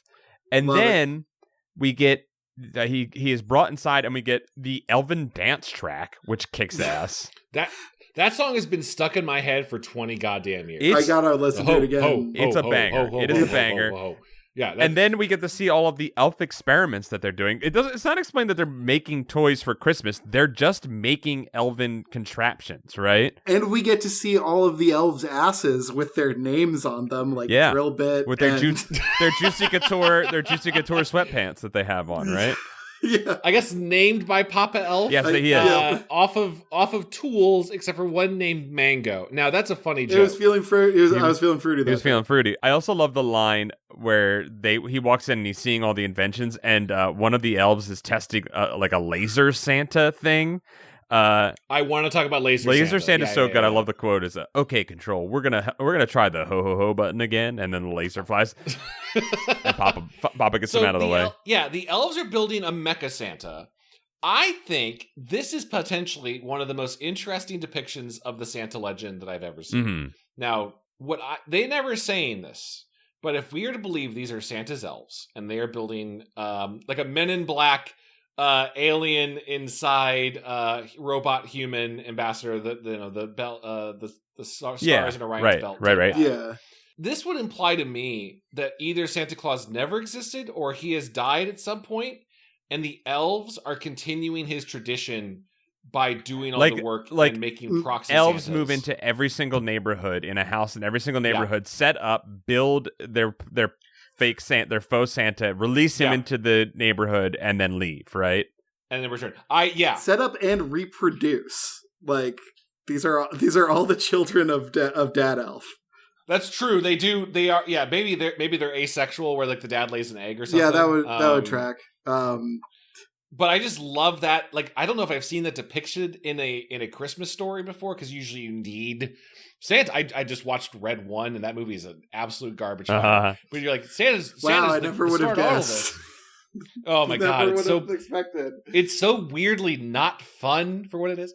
But like, not having Santa in the Christmas story is really interesting, because I think the elves are always more endearing anyway, right? They're the workforce. I think they're the people doing all the hard work. I've never Santa's Steve Jobs to Apple, right? Like all the workers. Yeah, I think having a deadpan Santa would be a little too adult corruption-y for Rocko. Having a deadpan elf is funnier and like kind of makes a little more sense. Like if you just had like Dad Elf be Santa, like I think it would have been a little disappointing, like to see like a deadpan cynical Santa. But a deadpan cynical elf really works for whatever reason. I just kind of find Santa not being there more interesting, and I think I like this idea that we have little Doombot Santas all over and I think where like the part where Mitch is talking about Papa Elf is talking about Mitch, like, could only be delivered by the dry Papa Elf, where he's like, got 3 legs and can make it snow. He's the last one. He could make it snow because of his cheer. And Rocko's like, oh yeah, I'd love for it to snow. And Papa Elf replies, yeah, well, we lost him in a blizzard. And the irony, the beautiful irony of that is it's very funny. And then Rocko invites them to the Christmas party, and the line that so Rocko invites the elves to the party, and Dad Elf is considering, and Rocko goes, "It's going to be a Christmas party," and Dad Elf goes, "Oh, then heck yeah." It's just such a, I don't know. It's like that is my humor. Yeah. Like that's precisely my shit. Yeah. Like that's Papa Elf saying that. Yeah. Yeah. Oh, heck yeah. And I guess because Rocko has invited the elves, word gets around that the elves are going to be at the party, and that Mr. Bigfoot spreads a kind of a xenophobic. Mr. Bighead? He spreads racism. Oh yeah. Sorry, I call him Bigfoot. Sorry, that's my cryptid brain. It's okay. Mr. Bighead tells everyone there's elves are coming, and they'll spread fungus, which immediately goes to Gordon Lightfoot, who is very much worried about foot fungus. Now, no one is going to come to the party, but no one has told Rocko. They have all RSVP'd yes, and not changed the reply. And Rocko is sitting so sad at home. This broke my heart. He's a little guy with his big feet, his big Sonic the Hedgehog shoes. No one's there. He's made a very nice Chad, that spread. does a lot for you, doesn't it? Big shoes. Yeah, I love I like a big clunky shoe. Midnight rolls around and still no one's there. He tries to call his parents in Australia, but the lines are clogged. Did you get the really quick picture of Rocko's dad? Yes. Angry about the photo bill in the photo. An amazing joke. Tells you immediately about his parents. It's so good. Funny. And oh my god, yeah. And that was our gift. Like, I don't think we ever see Rocko's parents again, and they joke about not giving him a last name. Maybe that's what happened to Bunny Rabbit. Yeah, they just never. Her dad didn't want to pay the non-robot tax. the name bill. Yes. It's heartbreaking, but we also get one more. It's heartbreaking, but we do get one more party track, and it's the "We're Gonna Party" song. Another two incredible party songs. I don't know how I've gone my entire life having watched this as a child and not had a party and put both of those songs on the playlist. I am an idiot. I've wasted my life. Now, they may only be 15 seconds long.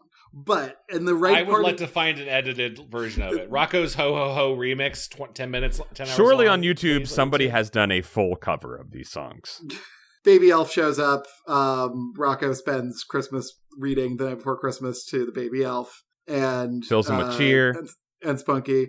And I really like the very subtle message here. And I know subtlety's for cowards, but it kind of works for me now. Go on. I like this idea of you get the Christmas that you get. Rocko wanted to shoot low and have just like Christmas with his two best friends. And it ballooned into something bigger. So he got his hopes up. And then no one ended up showing up. And he's like, well, okay, I guess I just get the Christmas I get. And it's very kind of like succinct around this idea of expectations and reality. That's the world Rocko is in, where he's a foreigner. He's from Australia. Like, he doesn't really have a concept of what things are supposed to be like. He's kind of putting things together as he goes. Yeah. Like, and it's the snow idea. It's you hope for this perfect situation that is likely never going to come to pass, and you need to accept the rainy day that you're probably going to get. Yeah, like if you can be happy in the rainy day, that's great. Sometimes you might get a white Christmas, but you'll break up with your significant other, which has happened to me on multiple Christmases. Multiple white Christmases. Oh my God, really? Yeah, there's a little Kevin lore for you, but we might have to cover that on Camp Goosebuds if you feel like sharing that. That is some no, but that's all you get. You just get a taste. Okay, all right. Don't date Kevin around Christmas. Got it. Yeah. But little elf, whose name we never learn, I would not to nitpick too much. I would argue in retrospect that they should have let the little elf be named Mango. He should have been the one that was like, I didn't get named after a tool. I was just feeling Mango was the best name for sure. Yeah. So little unnamed elf. He goes out and he just kind of fires a heart beam at the cloud, which unlocks his... That's doing a disservice to how cute the sequence is. He tries really hard to send up some love to make it snow. It takes a lot of work for him. I remember him just opening his jacket and a heart coming out. Was it a bigger thing? He waves his fingers at the cloud. He tries to do elf magic, but he doesn't really know what he's doing. So he just kind of thinks about how grateful he is. Like his gratitude is the magic. Yeah. And that's what gets it to snow. Yeah, That's it takes a little bit of effort. It's not quite, Sure. It unclogs the cloud's bowels. And he blasts it. He drops loads all over the house. He blasts White Duke all over Rocco's house. Yeah. Equipment's a nose. I love the detail that the cops came to like cordon up there. Everyone was so shocked that it actually snowed in O-Town that the cops showed up. Heidi was scared that they bring all of the ancillary characters, and Heidi was like, "What the fuck is that in the background?" I was like, "Oh, that's Death." Yeah. I think that's Death just standing back there on a track. Oh, yeah, I missed Death. Wow. Yeah, that's from the episode where Heifer gets a chicken bone stuck in his throat and goes to hell. Oh, yes. I remember that. This show rocks. Yeah. Yeah, he's just standing back there. All the other characters are around, and people are apologized for not coming to Rocco's party. He invites them all in because it's the Christmas spirit. Mr. Bighead. I loved this joke for a reason. And as Mr. Bighead is in his house stewing, little elf comes by and goes, "Hey, look at this. You did get an invite. It was rerouted all around the planet with all of these stamps from different countries. You were always invited, Mr. Bighead." And he just beans him in the knee, and then he with kneecaps the hammer. him. Yeah. Well, Mr. Bighead had said he hated elves. I don't think he did anything to the little elf for this to be payback. It's just he's spread bad rumors about elves. He said, "No, that's true. That's true." The elf he did racism. The elf just had the awareness to know that he deserves a hammer to the knee. Yeah, well, if we've learned anything about the elves, it's that they have a deep data network that they keep that crosses across all bounds of privacy. And they're all named after tools, so they would probably have hammers on hand. Of course. But I like that Ed Bighead is like, yeah, Ed, if you had just like kind of believed that you were invited, then maybe you would have been fine and none of this would happen. You would have had a party. Like, there's still a party anyway, I guess. But like, yeah, like they don't let Ed Bighead off the hook for being a racist weirdo. Like, and that's great. That's what's great about the show. It sends Mr. Bighead on a crash course, careening through the neighborhood into Rocko's house where he is strung up with lights and I'm presumably left to die. Yeah. It's a great little end gag, and everyone's very touched by it. The tree being too big for Rocko's house so that it's just like hanging out the window. Kitty corner out the window, and Filbert coming out being like, "It'll settle." Like is one of my favorite classic Christmas humor. Not enough Filbert in this, even though he's pops. We get a lot of Filbert. Yeah. Get it. I don't think enough. I love when he's selling the tree stand. Yeah. I just wanted more Filbert. He's my favorite character. He's great. Honestly, Filbert has some of the best episodes too, like the comic book shop episode. Yeah. And I love Dr. Hutchinson. Like, they're great together. Yeah, what is she? Is she a vet? She's that's the joke? No, she's a dentist, and she grinds her teeth. Oh, she's a dentist. She has a hook for her hand. And she grinds her teeth, yeah. She doesn't really grind her teeth in this episode, but she's a dentist who's a hook for her hand. Yeah. Yeah, she comes across a little more unhinged in other episodes. Yeah. You see it, you get a little hint of it in this one, but not too much. Yeah. She says K, like that's her catchphrase. She goes, K! And like, it's a good show. I love that it ends on this goof on Mr. Big Head. We get the credits, and then one last satirical burst of the day after Christmas. All the doors open simultaneously, and every tree is dumped onto the street. Like, it's very funny. Being staunchly anti-Christmas tree is very, very funny to me. Like, that's there are so many shows that like try to shoot higher for issues, but I don't think anything has had more of an impact on me than them being like, you know what, fuck Christmas trees, actually. On brand for this show, because I think let's look back to another Christmas special, the Charlie Brown Christmas special, and the tree is sort of the the deified, the tiny Christmas tree. It is the avatar of Christmas commercialism, and so I guess that's kind of the fake tin trees are the Christmas commercialism run amok in that. Right. Like, yeah. In this is Santa's beard, right, from Recess. Yeah. This is the thematic and metaphorical statement they're trying to make about Christmas, and I think it's to your point, Kevin. It's that traditions don't matter, expectations don't matter. It's you have the Christmas you have, and you do the best you can with what you get. Yeah, the people around you matter, like the community around you matter, but like in the end, like we're all alone on Christmas is kind of the idea. Damn, but also not, because the little elf came by, so he even had, you know, I know it's made you seem like it's sad. I actually really liked that even in that dark moment of like, well, no one came. Rocko is thankful that he has Spunky, right? Like he was just at least I got you, Spunky. Yeah. At least I'm a homeowner in the 90s. And I work at Bill Clinton's in the office. He's not going to interrupt this episode of Rocko's Modern Life because there's not been a controversy. He hasn't gotten his blowjob yet. That one yet. This episode is called not Rocko's Modern Christmas as we understand it online. It is called Can't Squeeze Cheer from a Cheese Log. Oh, it's true. Okay. Well, that's the subtitle, I believe. It's like an alternate title. Yeah. And I think I understand what they're saying. It's almost like you can't get blood from a stone. Yeah. It seems like what they're alluding to. Yeah. Can't buy me Christmas. I think I enjoyed the Rockos more than the Recess, but Recess was still great. I like them both, honestly. I think Rocko's shoots a little lower and achieves its goal a little better, and Recess shoots a little higher and is a little more scattered.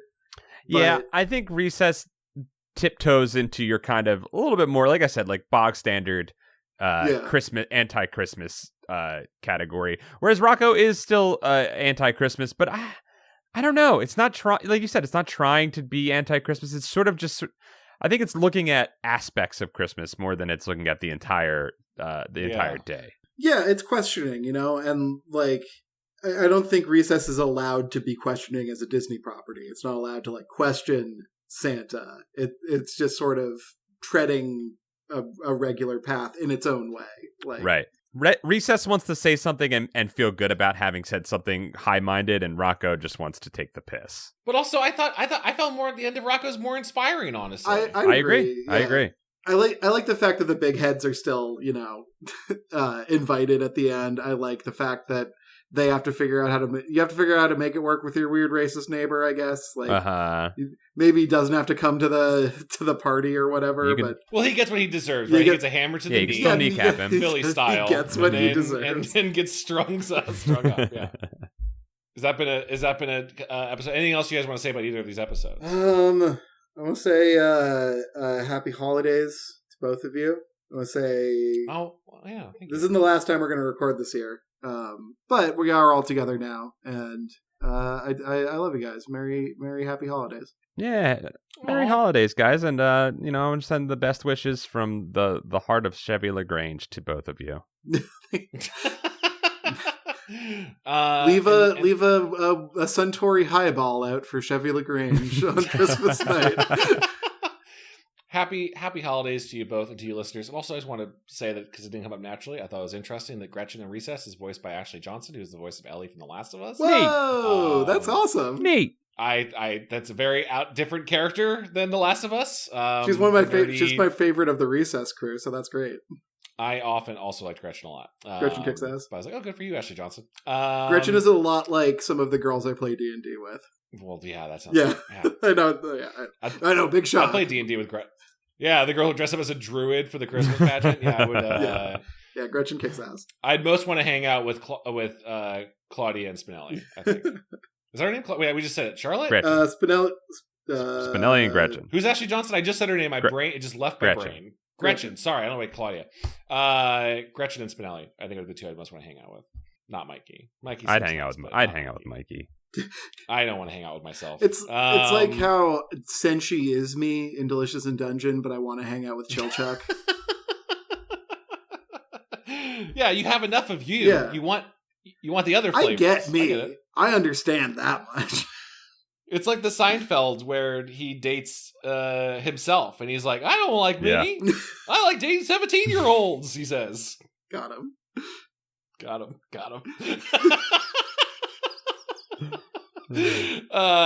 think that's been a Goosebuds. Hey, we have some updates. Patreon is finally seen fit to officially shift our website over to understanding that we are now a monthly subscriber.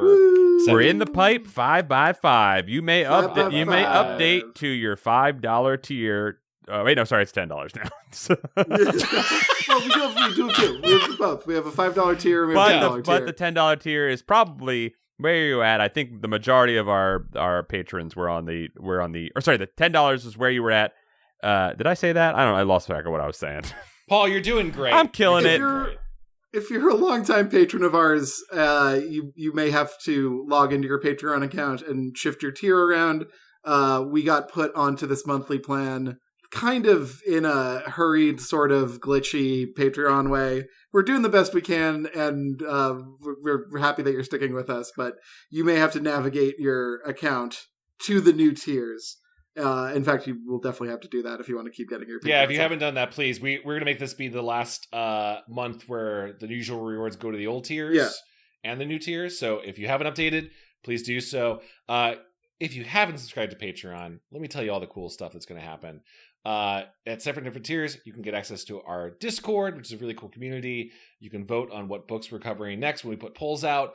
And I think the best, meatiest part of our Patreon bonuses that go to the camper tier is our Camp Goosebud episodes. We put out a bonus episode every month where we hang around the digital campfire and talk about all the things that we're really enjoying, games we're playing, stuff that's on our mind. It's part therapy session, part hangout, part talking about stuff that you guys in the community have been talking about. Sometimes honestly, they turn into bona fide full-on episodes. We've just covered things that we've watched or read or played. Yeah, it's really Goosebuds at night. Yeah, after dark. And if you're the secret third group of people who are subscribed to us on Patreon and you have already changed your tiers, thank you very much. That means a lot. We know it's a pain in the ass. Yeah, thank you. Thank you. And it's patreon.com/Goosebuds. Thank you for supporting the show. Yeah, thanks a lot. And thanks for thank you. Thanks for letting us live. Thank you. Thank you. Thank you. Thank you. Things people should check out. I mean, Paul, it feels like continue show. You guys have been putting out some banger episodes. I think you guys need to cover some Nickelodeon's video games. Yeah, you think have. Well, we just did a Rugrats game. That's right, yeah. Oh, that's right. You guys have done Rugrats. But have you done All Real Monsters? Have you done Rocko's Modern Life? Spunky's No, I haven't. You know, we did. I think we played maybe All Real Monsters at one point. I'd have to go back and co-op, look. Yeah. Yeah, I can't remember. We should go back and do we should do like a Nickelodeon month. That might happen. That might have to be a thing that happens. Yeah. I've just been I've been a real sicko for Japanese games that I couldn't play before, and now that I have access, so I've been really diving deep in there. Nick is the one who usually takes us down the branded properties hole, so we might have to collaborate with him on that one. Yeah, I'll help you guys set up like the GAC fountain or whatever, like blast you guys with green goo whenever you say I don't know. Yeah, I cannot find a continue episode Real Monsters, so I think you got some must games be to wrong play about that. Wow, okay. Whoa. Wow. I know I played the game before in my life. Same. I can't believe there's a Super Nintendo game you guys haven't played at this point. I know. We walked away from it. You know, there's an NES game that you gave us, Hammer and Harry, that we still got to play. I gave you? Hammer and Harry? Yeah. Me? Yeah, Kevin. I don't know if that was me, but I don't even know what Hammer and Harry is. Let me pull it up. I don't think that's not the true name. It's not its true name. Its true name is that like Wild Woody, the pencil game? Its true name is Gambare Daiku no Gensan. Oh yeah, this one's cute. I think I did recommend this to you guys. You did? What, are you a guy with a hammer? Yeah, Hammer and Harry's the American name for it. It says Kevin Cole next to it, so I know you gave it to us. Yeah, no, I might have seen this on like SNES Drunk or something. I wouldn't lie about that. No, you're right. I wouldn't lie to myself about that. I don't know my. Oh, this looks very charming. He's a guy with a big old wooden mallet. Yeah, I was thinking like more of like a dock worker. This is like a CLG just make me so crazy sometimes. I'm sorry. That's okay. It's all right. If you haven't checked out Paul's fantastic Continue show on YouTube, Kevin and I have both guested on episodes, but they're good even when we got to get Chad. That's what we should. We should do a little Kickstarter to get Chad a plane ticket to Philadelphia so that he can come be on the couch proper. And Kevin, you haven't been on the couch proper either. We got to do that before the wheels fall off. We should do a Kickstarter. It's been 15 years. Those wheels are bouncing, baby. You mean the wheels of society or the wheels of our either couch? One? Well. Okay. What is society if not a couch that's getting a little worn out? Kevin, is supertry.itch.io still alive, or did Funko shut it down? I don't know what my Funko overlords have done, but I think they're done DDoSing itch.io at this point. God. What a weird chapter of being online. Should we explain that for people who don't know? Kevin, you probably know better. It's going to be such a blip, but yeah, Funko Pop employed an AI to take down sites or something. I don't even know what's going on. It's too stupid. Google it. But they made a domain strike on itch.io, the entire site. Yeah, and just took it during down. The winter sale, no less. So if you want to buy some Supertry games, that would make me feel nice. Space Kings.space, supertry.itch.io. Yeah. Death to Funkos. Yeah, Death to Funko even more now. Do you see the guy that because itch.io is run by one guy or something? And Leif Cochran. Funko called my mom. Yes, yeah. Funko threatened Leif Cochran's mom. So fucking stupid. I actually have something to send people towards to check out. I have recently discovered that a lot of the work I had done way long ago for Polaris, aka Maker, aka the Game Station, which is how I first met Paul, a lot of those videos are gone. That channel just doesn't exist. Including some work I'm really, really proud of called The Remember Hour, which was a puppet apocalypse show about teaching kids down in an underground bunker what it was like in the before times. Some very funny stuff. Our old friend Dami did illustrations for it that are very funny. Oh, cool. And I mean, technically it's maybe Disney property, but they're not doing anything with it. So I'm uploading it to my channel. So we are slowly putting those episodes back up. It is a very fun show. I'm very proud of the work we did. It's one of the coolest things I made while I was a maker. You can go to my YouTube channel, Chad Quandt. Or I think if you just search The Remember Hour, you'll probably get it. The first 3 episodes are up. I'm going to put an episode up every Monday for a while. Shout out to friend and patron, Hey Josh Rob, who is helping me make new thumbnails for it. But check it out. It's a very cool show. Thanks, Hey Josh Rob. Yeah, check it out. It's a fun time. Yeah. Otherwise, I think that's a Goosebuds, guys. Thank you for goosing with me. I'm going to go think about the commercial where the penguins say, milk, it does a body good. Milk, it does a body good. I'm just gonna Chevy Lego.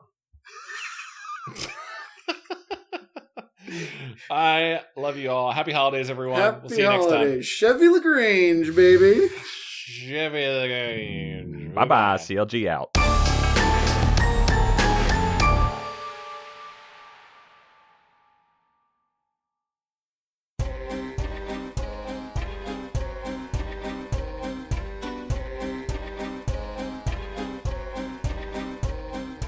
This episode of Goosebuds is brought to you by our wonderful Patreon supporters, especially the ones found within the Book of Names. The Book of Names. Now, we do need to note that the Book of Names was recently split in half. We won't assign any blame to how it got split in half.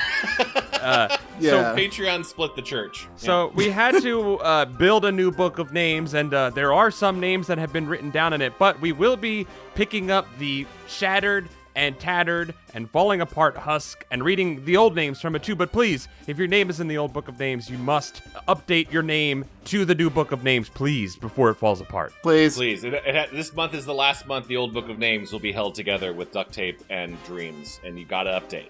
Your Patreon. The old magic is dead. Long live the new magic. I'm holding the new book in my hands, and it's vibrating subtly with power, and the first name that jumps out to me is Lowbelly Hate Me. Hollis Hornbeak. Nathan Dolezal. Hey, Josh Robb. Afsheen. Stealth, a beautifully fleshed skeleton Bates. Oh, Robert Moon. Jason Crooker. DM me. I'll tell you about the Rite Aid fraud. Okay. What? Yeah, Okay, yeah, I'd like to know. Yeah. I want to know. The Juggalobalist would like to know as well. Aiden is doing shots of Skittles Littles. Whoa, they made those? Ooh. Is that like mini M&Ms? I feel like it's just sugar. Like, it gets small enough. It's just sugar.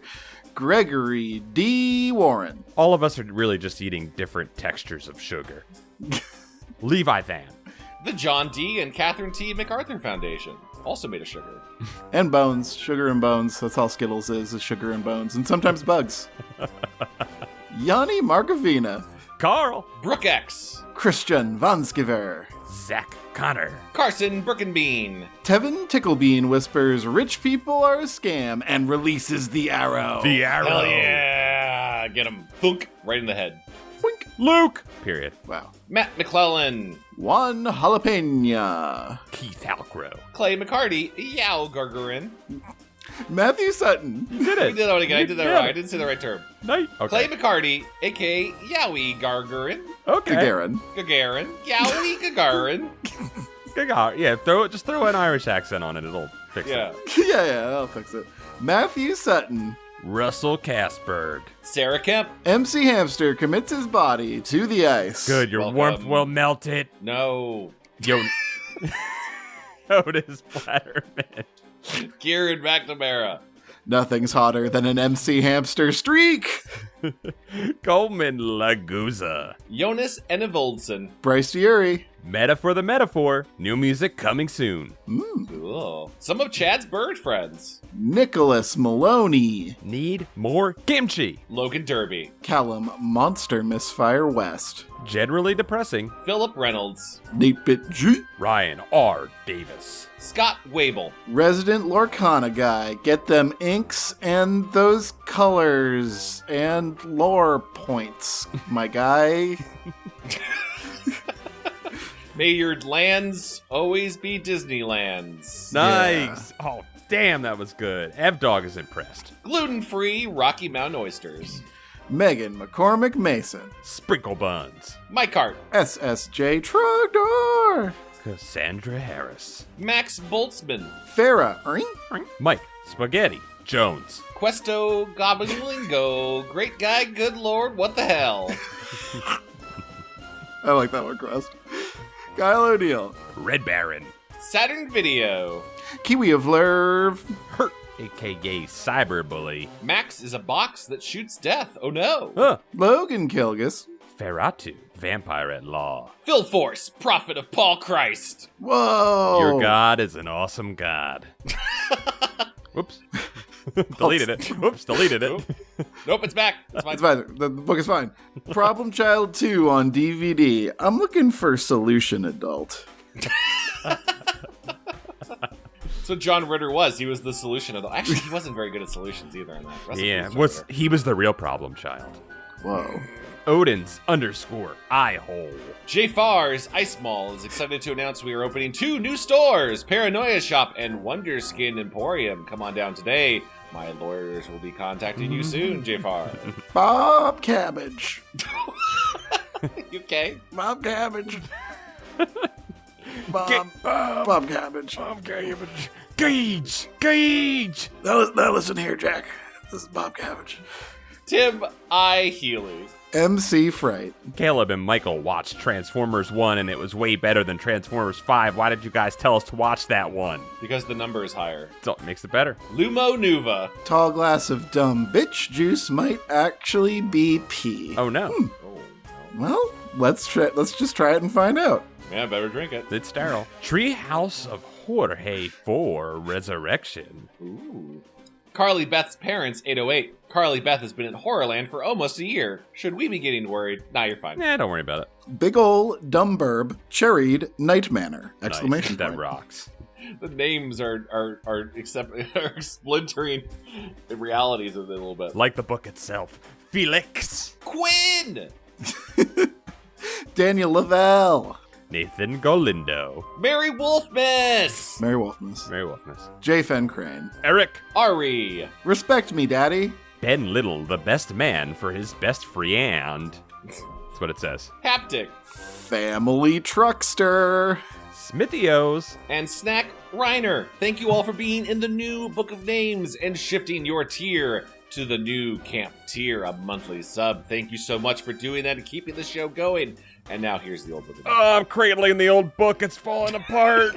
It's cutting my hands with its horrible pages, and it's disintegrating, and If it you smells. are on this list, you need to go to patreon.com and shift your tiers, please. Quickly, names flee. I can see the names fleeing. They're all running from the old book of names to the new one, and the first one that is running away is Stefan Jive Turkey Cool. I was followed closely by Mickey C. And then Buddy Morrill, Elcade.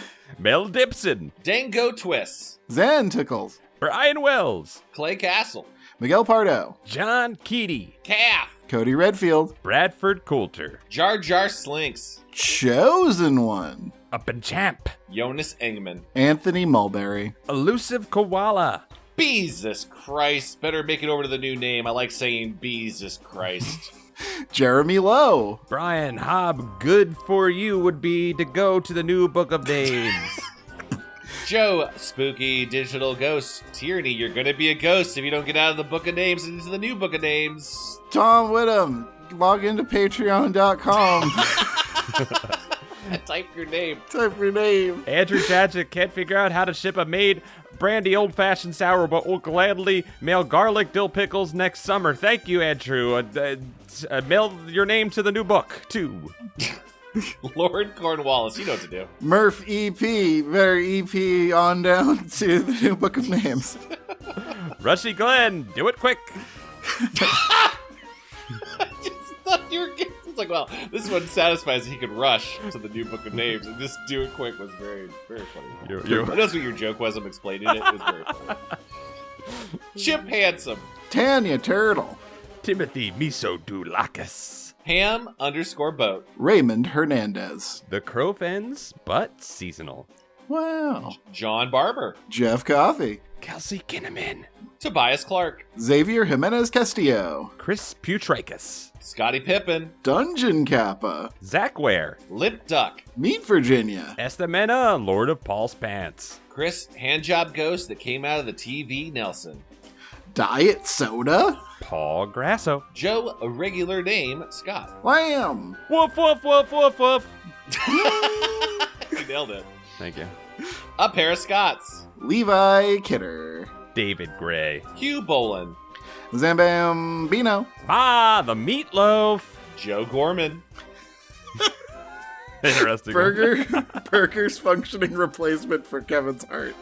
Burger, we know you're updating your name. Go over to patreon.com and update your tiers. Andre Villanueva. Thomas Jansis. Eric Horwitz. Tiffany Lee. Lucretia McEvil. Mutant Astronaut. Henry Torbert. Adam Knapp. Reed Steubendiek. Joey Evans. Brad Schmelzer. Jack. Garewise Gamgee. Swaggy Yellow Squire. Cameron Hansen. Yoplin. The Deadly Bulb. Ben Bohan. Mr. Unimportant. Calamity Carl. Greg Musto. Stinklet. Hi, first time, long time. Ninja Bread Men. Tacky Tammy. Aaron Lord. Dr. Chocula. Oily_Suds. Robot Arena. Big Nick Lane. Kira and Brian are big fans. Big Corner. I gotta have my with big us. bump in the book of names, guys. I need you. We need it. Come with us, Big Corner. Dan Antonio. Postmaster. Chris Curto. Cole Gleason. Jesse Boggs. Michael Malloy. Time Eats Flesh. Soggy Newspapers. Chris Kulik. Dakota Kemp. John W. Anthony Stoker. Brony_Danza. Tan Your Hide wants more pretend friends and Goosebuds RPG. So do I. This is gonna be fun. Wunderskin. Wonderskin. Wonderskin. I mean Skeetor. Blarbin. Starship 9. Kit Bush. Sierra Sin. Dennis Wright. Jover the Moon. Cameron Ganzeveld. Rat IRL. Greg and his Gregorian chanting army of metal monks pledge their shred to Kevin. Thank you. B. Jeff, big baby, and his wife, not a big baby. I like the deep B. S. LOD. To Rocko, the thing that goes going dark. Oh, we're having a deep off, huh? Glint, dear king. Duke. I'm just gonna say Agents Miskatonic, but imagine it was deep. Kevin, do it in post. That's not fair. Paul, your turn. Spencer Y. Nail 7. Hey, Pelican. Capybaras are friends, not food. Leave him alone. Get out of there. Thram Sleep. The Strays. Ben Floyosaire. Yep. Nice, nailed it. Edgar Crassus. Jolly Old Jules. Number 1 gnome. The Shrekonomicon. Angelo Edward Longton Santone. It's Melodies. Spencer Leith Johnston. Taylor Garofalo. Brian Udath. Nintendo 60 Jorts. Daniel Hirschberger. Tuesdays 007. Complex. Mimel the Spooky Delph converts Chad's football career-ending Corvette into a Dracula. Sick. Yeah. Adam G. Crazy ass nipples. C.L. Rudolph. Whoa, seasonal. Justin. Jim Corey. Jackie Bay. Jaybird. The Yetis are declaring war with the Big Feet. Those bastards have had it too good for too long. Get him, Hopefully Yeti. the skunk apes will get in there and settle things. God, Too bless scary. the skunk apes. Tootin Watson. Wyvern. Angus Keith. Shelly Castillo Garcia. Nat_Noah. Gun Bun. Cameron Murphy. Thanos Shack. Mitch Show. Patrick Nielsen. Damon the Damon. Andrew. Steamed Ham. Mike Simple Name. Mike C. 3 days since the living room. Is that a B&L reference? Foreboding. They're doing it out month to month until Until they have the whole song. That's an incredible idea. they're doing it Oh line my by line. God. Oh my Yeah. god, please move to the new book of names so this works. Ventus 13. Devin Dallin. Dusty Burger. Morgy Porgy. Puddin' Pie.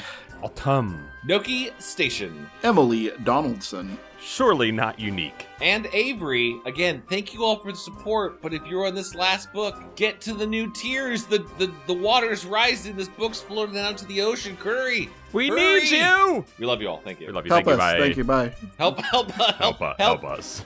Help. Help computer. This is a cry for help. Help computer friends. Help friends who live in computer. Help computer. This is a cry for help. Instead of stop all the downloading, keep downloading Goosebuds. We love you. Goodbye. Well, goodbye. Thank you. Computer, help us. Bye.